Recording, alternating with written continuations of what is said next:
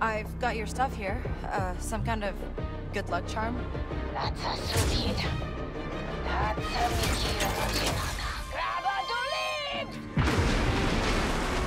What was that? Tracing salota. So you blew it up? Tagua. Ineki jigola. Kapata jiskatonga. So Ubisoft has hooked me up with a review copy of Star Wars Outlaws even before the initial early access release, and I've been playing this game basically the whole previous week on my PC, and I got some things to say about it. From all the previous Star Wars Outlaws footage we saw in the past, the people on the internet have responded to it with mostly mixed or negative results. Some are being very skeptical, but there is a tiny part of the internet that are feeling hopeful that this could be that amazing Star Wars game the fans of the franchise have been hoping for years. When I first saw Star Wars Outlaws, my initial thoughts were kinda neutral, and I didn't really have any high expectations when I started playing it. So is the game really that bad? Also, FYI, I will try to avoid major game spoilers, but then again, I haven't reached those major story parts in the game yet myself, I think. Just as a disclaimer before we kick off, is that I'm not really sure if I can say that this is a full-on game review, since at the time of recording the video, I have only 12 hours of gameplay under my belt. But when I think about it, I would have finished Senua's Saga Hellblade 2 already twice, which is kinda underwhelming, even though I like the game. Alright, let's get back on track. First things first, we gotta start off by talking about the performance and graphics of the game. I do have a pretty beefy PC with an RTX 3080 in it, and I was able to run the game at 1080p, ultra graphic settings, ray tracing and FSR on quality settings with no problems whatsoever. I tried the DLSS option as well, but for my setup, the results from FSR were better FPS wise, so I just went with that. Overall, during gameplay, depending on the part of the map I was in, I was getting from 50 FPS in those really dense Toshara forests to 110 FPS in the not so detailed environments. I also did get a stutter that lasted a few milliseconds at one point that I noticed, but that might have been because I was recording the game at the same time, which basically means rendering it twice on the graphics card. If you see any stutters during this video in the gameplay, it means they were so minimal I didn't really notice them. During those 12 hours of my time with the game, I only experienced one crash, but I was violently alt-tabbing between the game and my second screen, so I might have earned that one. My longest play session with no pauses and stuff like that was around 5 hours, and I had no troubles with running the game at all. So performance-wise, I can already slap a big thumbs up in the middle of the screen because I was definitely not expecting such level of optimization on a Ubisoft game, especially on a pre-early access release. Graphically, the game looks gorgeous. Even though I am playing on 1080p, I can imagine how even better it looks on 4K if you got a powerful enough PC. I can safely say that you will not be disappointed with graphics on this game at all. The amount of details and particles you can see on screen at once in certain areas is crazy. My guess is that this is the reason my FPS goes down to 50 in some places on the map. At the moment, I basically only saw the space and two planets, Toshara and Kijimi, but the visitors there really uses all the resources your GPU has to deliver a treat for your eyes. Secondly, we have to talk about the bugs as well, but honestly, I don't have a lot to say about that. I did run into a few invisible walls in the beginning of the game, but nothing that wouldn't let me advance further. One thing that maybe bothers me a bit is how buggy Nyx's movement can be. One moment he's in one spot, another he's somewhere else. Nyx also keeps bugging through some objects on the map like they are not there for him, but I guess I am nitpicking here. At one point though, I did want to do an aerial takedown on an enemy who was standing near a wall, and I was able to bug myself into the wall, where I had to reload to a previous save to fix it. Once I landed on Kijimi, in certain areas of the map, I also saw a few graphical artifacts here and there. Apart from these things though, my experience with the bugs in the game was relatively smooth, but it looks like the bugs part still could be improved, at least on the PC version that I played. Alright, since we got the technical side of the game out of the way already, we gotta talk about the gameplay. To put it into comparison with something, I would say Star Wars Outlaws is a mix of Assassin's Creed and The Division. And since Massive Entertainment is the company that created The Division in the past, it does make sense, I guess. The movement seems to be smooth and responsive, both on the ground and in your spaceship. Sneaking works relatively well and is simple as any other Assassin's Creed game. You want to hide from the enemies and see some lush foliage nearby? Dive into it and the enemies go blind all of a sudden, even though it is obvious your character is there. Video games logic, I guess, right? The way you can unlock Kay's abilities is really interesting as well in my opinion, and I am not sure I've seen it done this way in any other game. Instead of having levels and skill points to spend in order to unlock certain abilities, you have little challenges and have to collect or buy certain materials to unlock those abilities. For example, in order to unlock the jump ability on the speeder, all you have to do is make a 50-meter long jump without touching the ground. Once you've done that, the game informs you about the ability to go into the menu and unlock the jumping mechanic on your bike that helps you avoid little bumps in your route while traversing the area. In my opinion, this is a really cool way to progress your character instead of just having skill points. It gives you more of a goal to work towards. I can also say that some abilities are really easy to unlock, and you will unlock them just by playing the game, since either way you will be doing the things some of those challenges ask you to do. The open worlds of Toshara and Kijimi are the only ones I explored at the moment. Toshara is pretty big and it does take a while to get from one side of the map to another. The map feels alive, the environment interacts with itself, and you can really immerse yourself in it. Just riding around the speeder bike is a treat to the eyes. A neat feature that is also used in the game and that I've seen in games like Red Dead Redemption are the random encounters.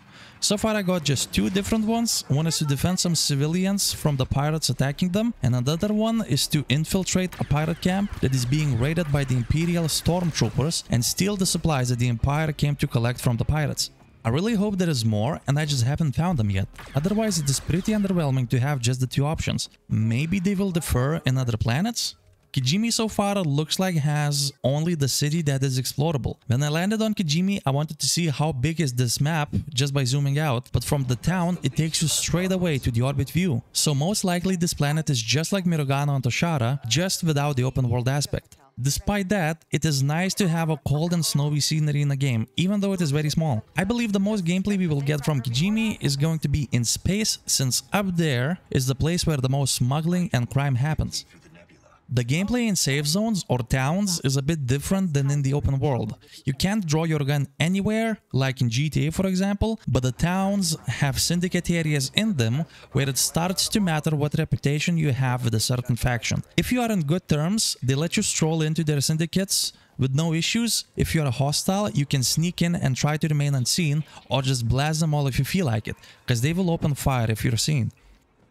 I was really impressed by the amount of side quests and point interest you can discover just by strolling in the towns. You can listen to conversations there, and that will give you some valuable intel that can either earn you a good amount of credits or increase your reputation with a certain faction. At one point, after running around in Mirogana City on the Toshara planet, I opened up my journal and was like, oh my god, where the hell do I start? The other activities you can do in towns are also pretty cool.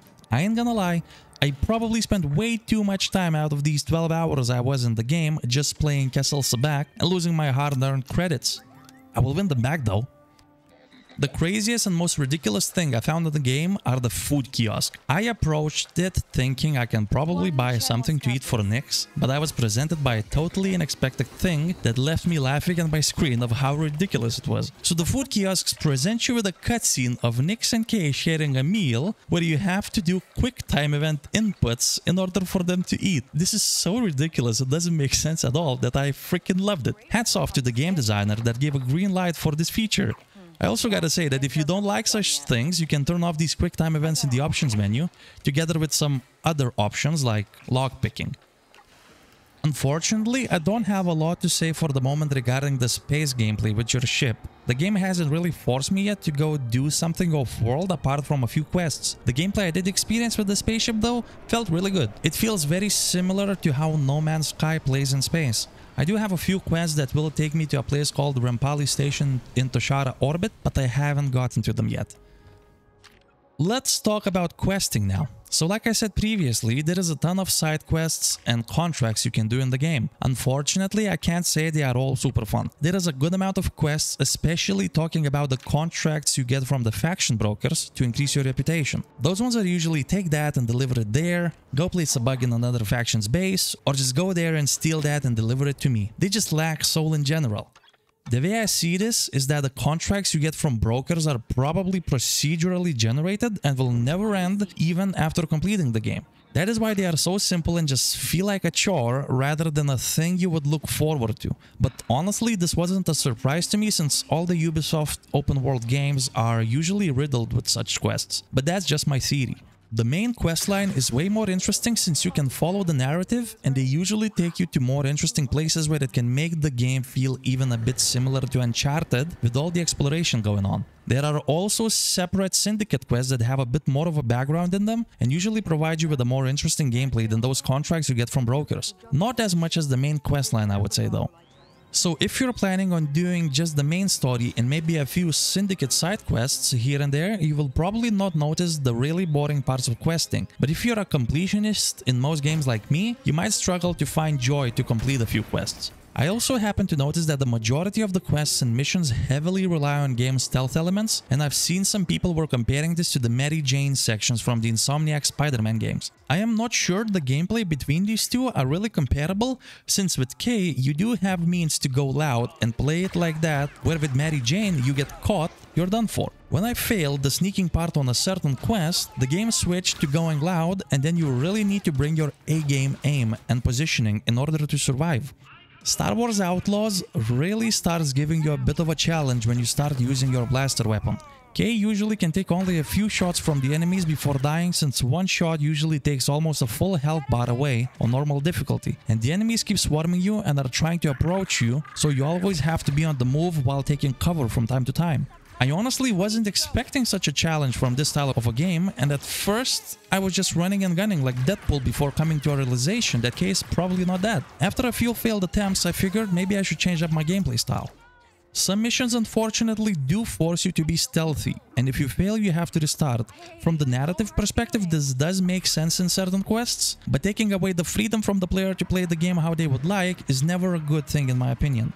So stealth element is really one of the main aspects of Star Wars Outlaws. You do have 4 factions in the game that are rivaling each other, and if you're doing a quest for one faction where you have to do something bad for another, stealth really comes in handy if you want to remain in good terms with the faction you are trying to harm. If you successfully complete the quest in a stealthy manner, the faction giver reputation increases, and the faction you harm doesn't have a clue it was you, so your reputation with them doesn't get impacted. If you go loud in such quests, the reputation with the faction you are attacking gets heavily decreased, and they will become hostile with you even after you complete your tasks.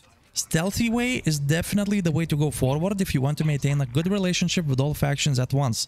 Since I'm a huge fan of stealth games like Splinter Cell or Hitman, I am not finding this gameplay loop repetitive because I love the feeling I get after successfully doing my objective in an enemy infested area and leaving without anybody noticing.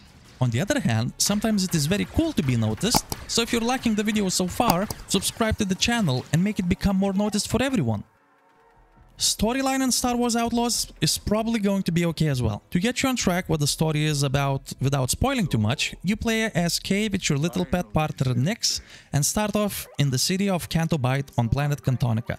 During your stay there, you get a job to break into a syndicate vault and steal something from it. In the process of doing that, you get caught and successfully escape, but that syndicate later puts a death mark on you, and the story continues of how you are going to try to get rid of it. At the start of the game, I was wondering if a scoundrel outlaw arc is going to be interesting enough to keep me engaged, but recently in my gameplay, the story took a turn I was definitely not expecting. Hopefully this means there's more good twists and turns to come in the narrative that will keep players interested to find out what is going to happen next. Overall, I've been enjoying my time with Star Wars Outlaws more than I expected. I am looking forward daily to continue playing it and don't want to jump on another game yet. Even though it is not a perfect game, it is definitely worth a try once it's on sale, or you can give it a go through the Ubisoft Plus subscription. I am not sure I will ever be able to justify $70+ video games in the gaming market in general. But if you are willing to spend $70 on this game though, I would say go ahead. It's your money and I don't think you will be disappointed. Just do not expect an out-of-this-world experience like some other great games were able to provide in the past. But if you're a huge Star Wars fan, maybe this game will be that great experience for you. At the time of posting this video, everyone that has Ubisoft Plus subscription or have pre-ordered the game's Gold or Ultimate Editions should have access to it already. Let me know down below in the comments if you already tried the game yourself, and if you have to wait for the official release, are you excited to try it yourself? If you liked the video, drop a like on it, share it with your friends, parents, co-workers, teachers, or anyone you can think of. Oh, and lastly, I must say that even though Ubisoft has been getting a tough time lately and the quality of their previous games has been staggering, Star Wars Outlaws, in my opinion, is a step in the right direction and hopefully marks the start of more better than mediocre games coming from Ubisoft. Thank you so much for watching. and I'll see you in the next one.